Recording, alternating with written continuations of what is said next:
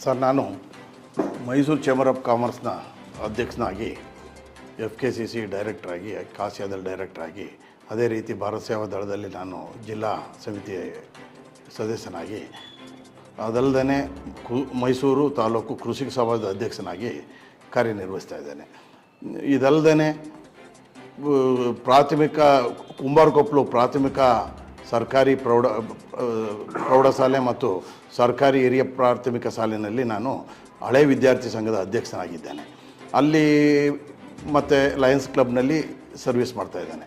ಇದೆಲ್ಲನೂ ಪರಿಗಣಿಸಿ, ಅದು ಸರ್ಕಾರಿ ಶಾಲೆಯಲ್ಲಿ ನಾನು ಸೇವಾ ಮನೋಭಾವನೆಯಿಂದ ಎಲ್ಲ ಮಕ್ಕಳಿಗೆ ಸ್ಮಾರ್ಟ್ ಕ್ಲಾಸ್ಗೆ ಆಗ್ಬೋದು, ಸ್ಮಾರ್ಟ್ ಕ್ಲಾಸ್ಗೆ ಬೇಕಾದಂಥ ಪ್ರಾಜೆಕ್ಟ್ರು ಮತ್ತು ಬೇರೆ ಬೇರೆ ಒಂದು ಉಪಕರಣಗಳು ಮತ್ತು ಮಕ್ಕಳಿಗೆ ಊಟ ಮಾಡಲಿಕ್ಕೆ ತಟ್ಟೆ ಲೋಟಗಳು ಎಲ್ಲ ಮಕ್ಳಿಗೂ ಪ್ರತಿ ಸಾರಿ ಎಷ್ಟು ಮಕ್ಕಳಾಗ್ತವೆ ಅದಕ್ಕೆ ಪ್ರತಿ ಸಾರಿನೂ ನಾವು ಒಂದು 10 ವರ್ಷದಿಂದ ಇದು ಸರ್ವಿಸ್ ಮಾಡ್ಕೊಂಡು ಬರ್ತಿದ್ದೆ. ಇದಲ್ಲದೆ ಟೀಚರ್ಸ್ ಡೇನಲ್ಲಿ ಗುರುವಂದನೆ ಅಂದ್ಕೊಂಡು ಒಂದು 100ರಿಂದ 120 ಜನ ಟೀಚರ್ಸ್ಗಳಿಗೆ, ಸರ್ಕಾರಿ ಶಾಲೆ ಟೀಚರ್ಸ್ಗಳಿಗೆ ನಾನು ಈ ಒಂದು ಯಾವುದಾದ್ರು ಒಂದು 600ರಿಂದ 1000 ರೂಪಾಯಿ ತನಕ ನಾನು ಇದನ್ನ ಅವ್ರಿಗೆ ಗಿಫ್ಟ್ ಕೊಟ್ಕೊಂಡು ಬರ್ತಾಯಿದ್ದೀನಿ. ಕಾರಣ ಏನು ಅಂದರೆ, ಸರ್ಕಾರಿ ಶಾಲೆಯಲ್ಲಿ ಬರುವಂಥ ಮಕ್ಕಳು ಭಾಳ ಬಡವ ಮಕ್ಕಳು ಇರ್ತಾರೆ.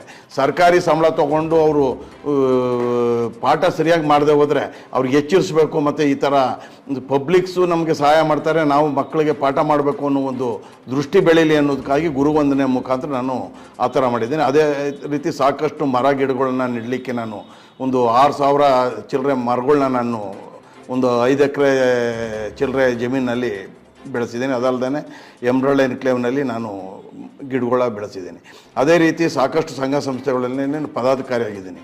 ಇದೆಲ್ಲ ಒಂದು ಸೇವೆಗಳನ್ನು ಪರಿಗಣಿಸಿ ಕರ್ನಾಟಕ ಮುಕ್ತ ವಿಶ್ವವಿದ್ಯಾನಿಲಯದಿಂದ ನನಗೆ ಆನರರಿ ಡಾಕ್ಟ್ರೇಟ್ ಕೊಟ್ಟಿದ್ದಾರೆ.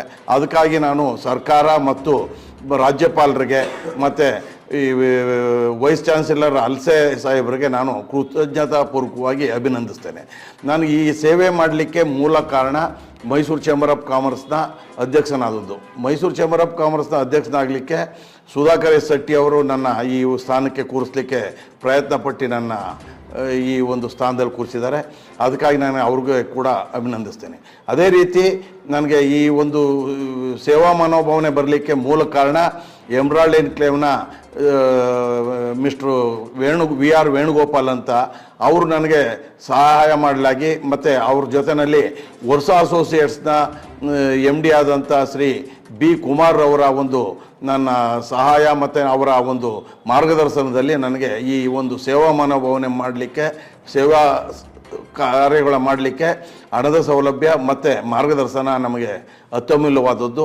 ಅದಕ್ಕಾಗಿ ನಾನು ಅವರಿಗೆ ಕೃತಜ್ಞತೆ ಸಲ್ಲಿಸ್ತೇನೆ. ಈ ಎಲ್ಲ ಒಂದು ಸಹಾಯವನ್ನು ಮಾಡೋದರಿಂದ ನನ್ನ ಜೀವನ ಮಟ್ಟನೂ ಸುಧಾರಿಸಿದೆ. ಅದಲ್ಲದೆ ಸಾರ್ವಜನಿಕವಾಗಿ ನಾನು ಗುರುತಿಸ್ಕೊಂಡಿದ್ದೇನೆ.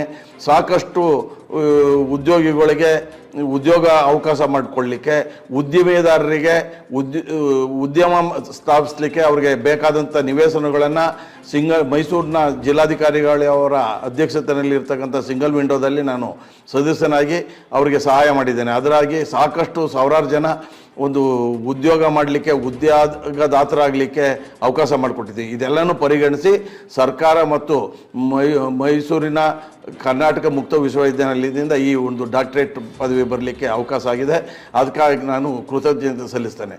ಇದೆಲ್ಲದಕ್ಕಿಂತ ಇದಕ್ಕೆ ಸಹಾಯಕವಾಗಿ ನಮ್ಮ ಮನೆಯ ನನ್ನ ಮಡದಿಯಾದಂಥ ಜಯಲಕ್ಷ್ಮಿ B ಇರ್ಬೋದು, ಕಿರಣ್ ರಾಜ್ ಅವರು ಇರ್ಬೋದು, ಇದೆಲ್ಲದಕ್ಕಿಂತ ಹೆಚ್ಚಿಗೆ ಮನೆ ಮಾದೇಗೌಡರಾದಂಥ D ಮಾದೇಗೌಡರು ನನಗೆ ಈ ಒಂದು ಸಹಕಾರ ಕೊಡಲಿಕ್ಕೆ, ನನಗೆ ಈ ಒಂದು ರೀತಿ ಸೇವಾ ಮನೋಭಾವನೆ ಬರಲಿಕ್ಕೆ ಅವರು ಒಂದು ಮುಖ್ಯ ಕಾರಣ ಅಂತ ಈ ಮೂಲಕ ಹೇಳಲಿಕ್ಕೆ ಇಷ್ಟಪಡ್ತಾರೆ.